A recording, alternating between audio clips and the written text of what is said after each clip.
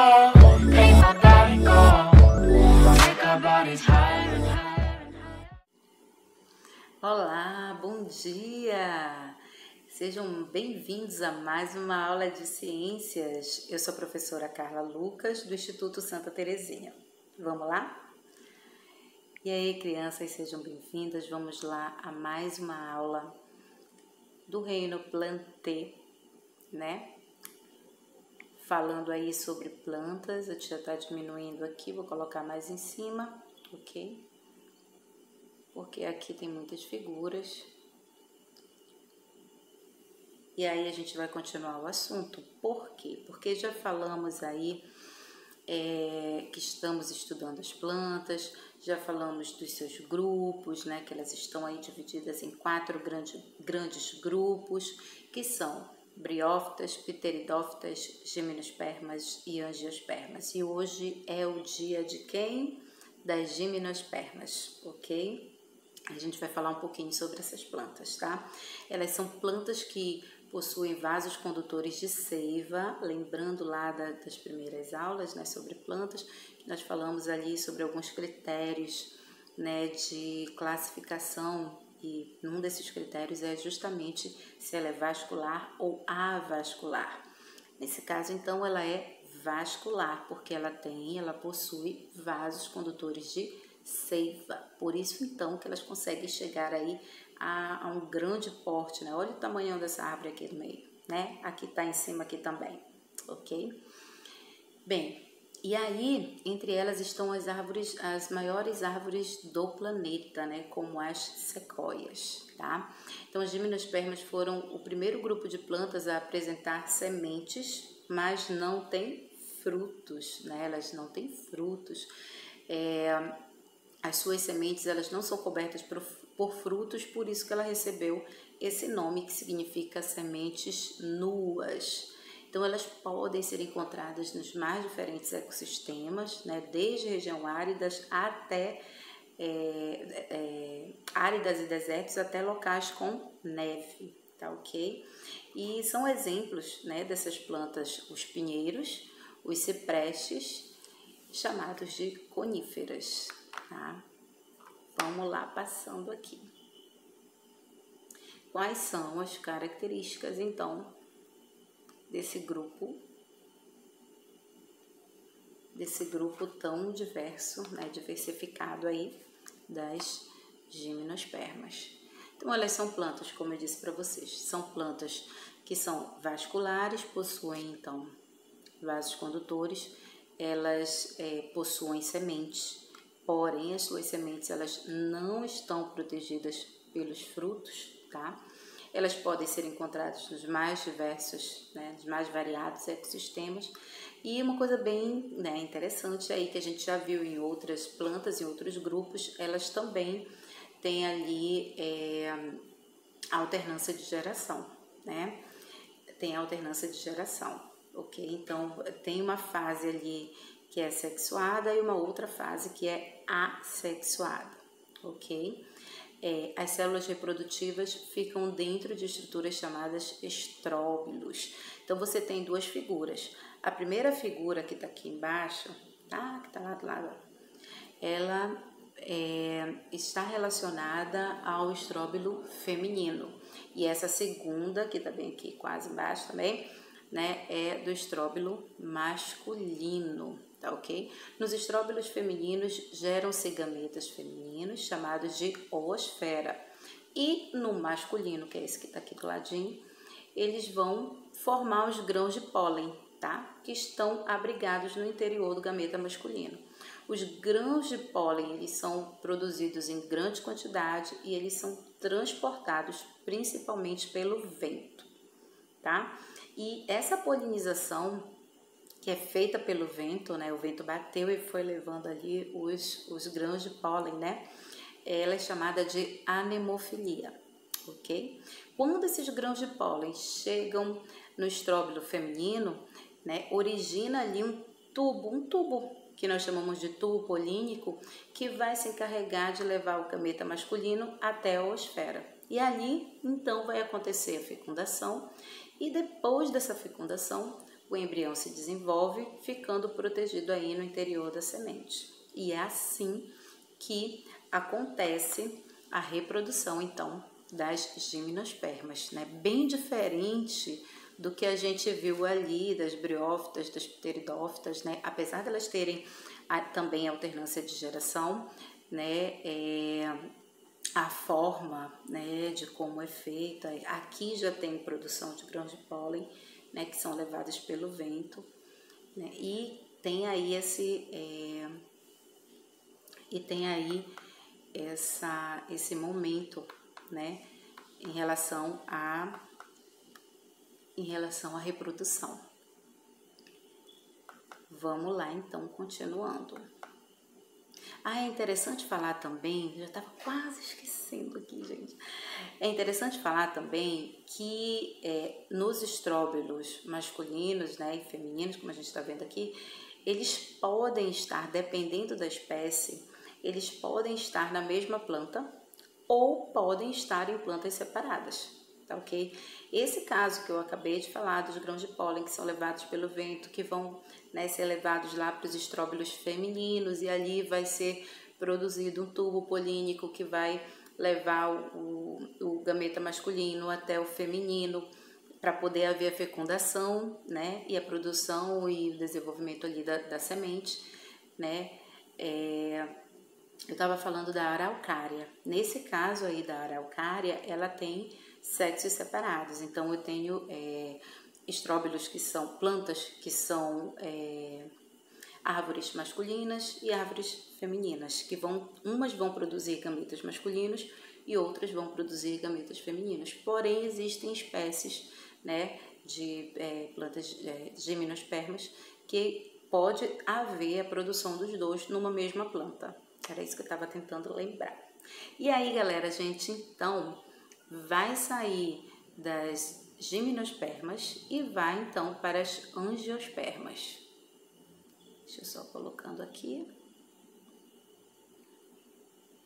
E qual é então, a grande diferença das gimnospermas para as angiospermas, né?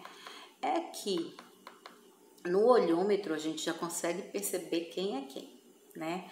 Por quê? Porque lá nas gimnospermas a gente vai ver que tem a semente, mas não tem fruto, né? E aí, galera, é algo bem interessante, né? Quando a gente já consegue identificar entre um e outro. Então, nas angiospermas nós vamos ter flores, frutos e sementes. Ok? Então, elas correspondem ao grupo vegetal com maior biodiversidade do planeta e são encontradas em diferentes biomas.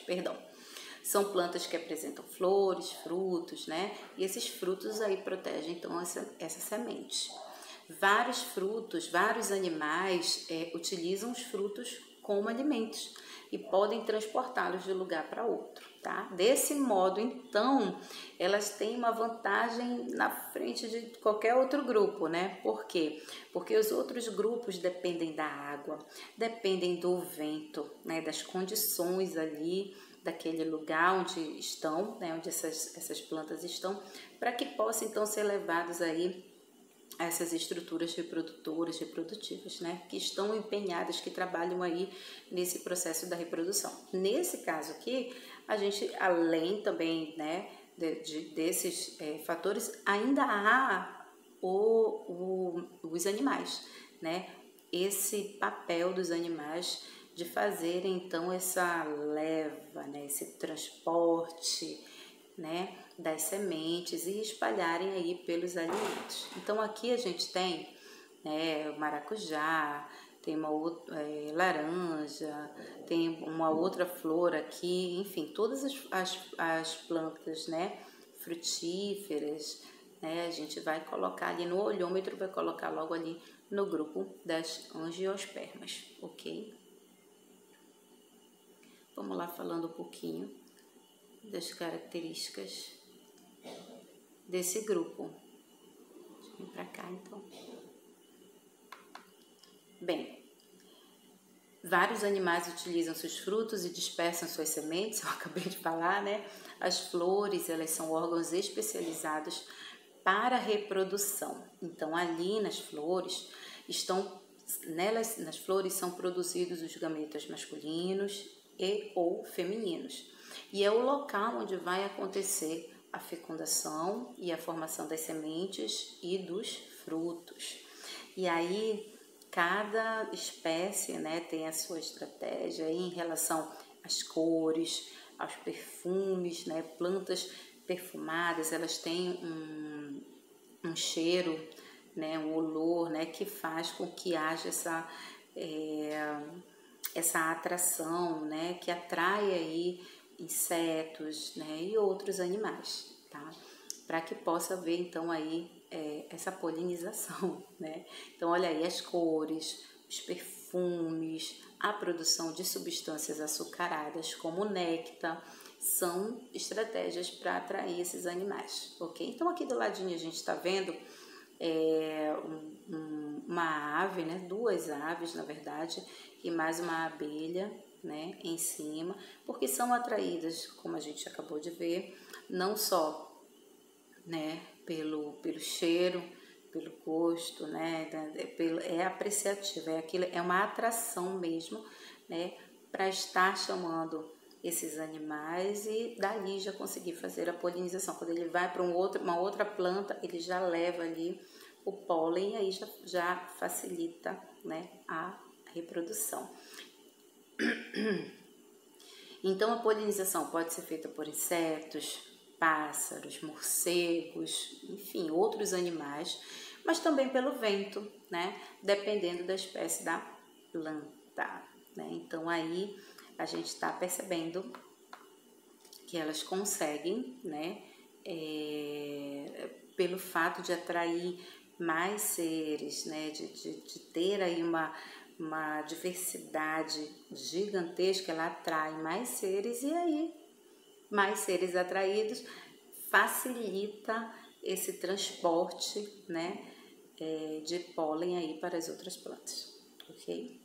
E agora a gente vai sair então um pouquinho lá dos grupos das plantas e a gente vai passar para os órgãos, né, para as partes das plantas, né? Então, órgãos vegetativos e reprodutivos das plantas. Será que é tudo igual? Será que, né, a folha faz o mesmo trabalho da raiz, né? A flor faz o mesmo trabalho, né, tem a mesma função da semente? Acho que não, né, gente? E aí a gente vai conhecer um pouquinho desses órgãos vegetativos das plantas, tá? Vamos lá, então.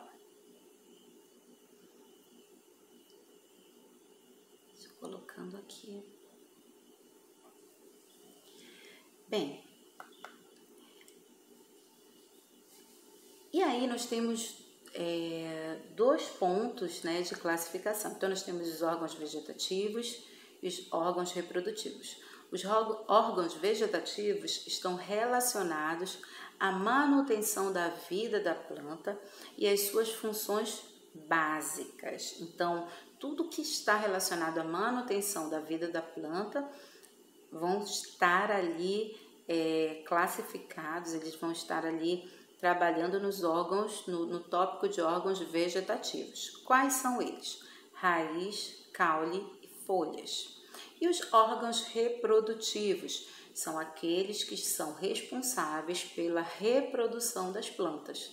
Nas angiospermas, que foi o grupo que a gente acabou de ver, correspondem a flores, frutos e sementes. Então, esses três pontos aí, ó, estão relacionados à reprodução das plantas. Hoje, nós vamos ficar apenas com a raiz, tá?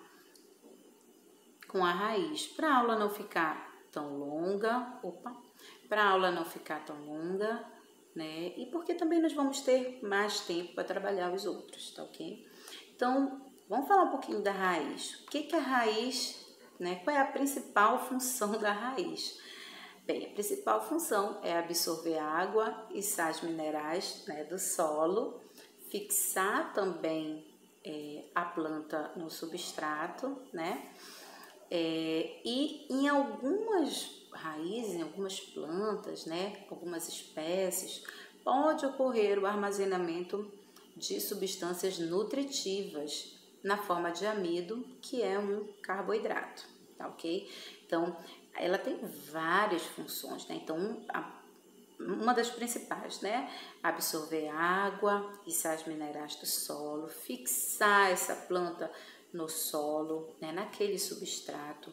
Algumas delas, como a cenoura que você está vendo aqui, que não para aqui do lado, a cenoura, a mandioca, elas podem fazer o armazenamento desse amido, que é um tipo de carboidrato, e existe uma enorme variedade de raízes.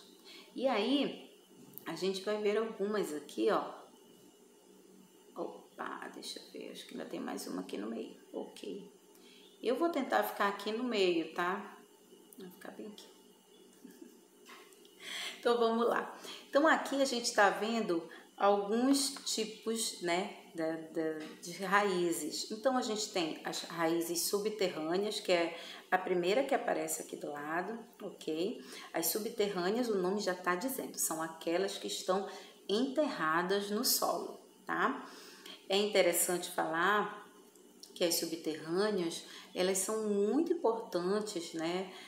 São plantas que são muito importantes porque, como você está vendo, no caso dessa primeira aqui, ó, um exemplo dela é a fasciculada que a gente está vendo, por elas serem muito numerosas, né? Elas se entrelaçam no solo e elas evitam que esse solo sofra erosão, né? Que ele seja levado pela água, pela enxurrada. Então, é como se ela segurasse esse solo, né? Então, ela é extremamente importante, né? Em relação à recuperação, em terrenos que sofram deslizamentos, né? Devido à retirada de cobertura vegetal. Então, é um tipo aí de raiz subterrânea. O outro tipo que nós temos são as aéreas, né? Quando ficam sobre o solo, tá? Ou seja, fora da terra. Então, aqui a gente está vendo, aqui do ladinho, ó, bem do ladinho, essa do mangue, né? As raízes aéreas podem ter funções distintas e auxiliam as plantas em diferentes ambientes, né? Por exemplo, raízes respiratórias, né? São aquelas que estão presentes em espécies de árvores que se desenvolvem em manguezais e elas crescem para cima do solo e possibilitam que essa planta retire o oxigênio do ar, pois nesse ambiente onde ela está, o solo está sempre encharcado, né, e com pouco oxigênio ali disponível. Então, existe uma outra parte, sem ser essa que você está vendo aqui, esses entrelaçados, existe uma outra parte em que elas estão para fora, né? Não deu para colocar aqui, mas no livro de vocês, na página, deixa eu só dar uma olhadinha aqui, qual é a página? Na página 44, ela está dando uma ênfase maior em relação a essas raízes respiratórias, tá ok? Página 44, dê uma olhada lá, por favor, ok? Ainda falando, né, dessas raízes, né, que estão para cima, as aéreas, em locais muito rasos, como o caso das florestas tropicais, as plantas elas não se desenvolvem em raízes profundas, então elas não vão, né, estar muito aprofundadas no solo, porque o próprio solo é muito raso. Então, mas elas precisam crescer, porque são espécies grandes. Então, qual é a estratégia, né, dessa planta? Que as raízes elas fiquem, elas cresçam, fiquem para fora, parte dela para fora do solo, e elas fazem ali uma base maior, como é o caso dessa aqui embaixo, tá ok? Você tá vendo aí uma planta, né, muito grande, com a raiz dela bem desenvolvida para fora, e ela tem esse tipo de raiz que nós chamamos de raízes tabulares, justamente para ela dar essa sustentação, fazer essa base para que ela possa realmente crescer, ok? Então, nós chamamos de raízes tabulares. Um outro tipo, né, de plantas onde as raízes são aéreas, nós temos aí em algumas plantas parasitas, como é o caso dessa aqui que está do lado. tá? Ela tá embaixo e ela está do lado, né? Com uma erva de passarinho. Então, nesse caso aí, nós vamos ter a presença de raízes sugadoras, que também são chamadas de austórios. Então, ela consegue tirar dali a seiva, né, da planta hospedeira, matando até a planta, ok? E a outra, que é a última ali, né, é uma planta, uma raiz aquática. É quando a raiz está submersa na água, está embaixo da água, e essas raízes aquáticas absorvem água e sais minerais e ainda armazenam ar para que elas possam flutuar ali naquela água, ok? Então, esse foi o momento aí das raízes. A gente está dando assim uma explanada bem rápida, né? Mas para vocês conhecerem aí as funções. Nesse caso, começamos com os órgãos vegetativos, aqueles que estão relacionados à manutenção da planta. Começamos com raiz. Na próxima aula, nós vamos então para caule e folha e vamos continuar, ok? Bem, lá no grupo eu vou deixar um resuminho dos assuntos que eu vou querer, dos assuntos não, dos exercícios que a gente vai trabalhar também na próxima aula, ok? Meus queridos, fiquem com Deus, vocês tenham uma semana abençoada, em nome de Jesus.